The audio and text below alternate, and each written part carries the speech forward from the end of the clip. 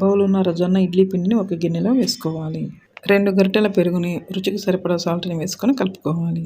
ఒక బౌల్ మైదా పిండిని తీసుకొని కొంచెం కొంచెం వేసుకుంటూ కలుపుకోవాలి. ఈ పిండి మీద మూత పెట్టి పక్కన పెట్టుకొని ఉల్లిపాయ పచ్చిమిరపకాయలను చిన్న చిన్న ముక్కలుగా కట్ చేసుకోవాలి.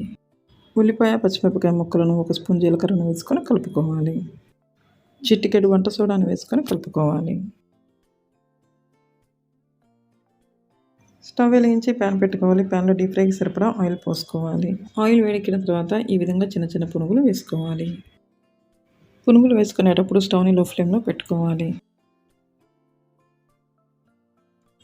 పునుగులు వేయడం అయిన తర్వాత స్టవ్ని హై ఫ్లేమ్లో పెట్టుకోవాలి. పునుగులను వేసిన వెంటనే కలపకూడదు. కొంచెం వేగిన తర్వాత రెండో వైపుకు తిప్పుకోవాలి.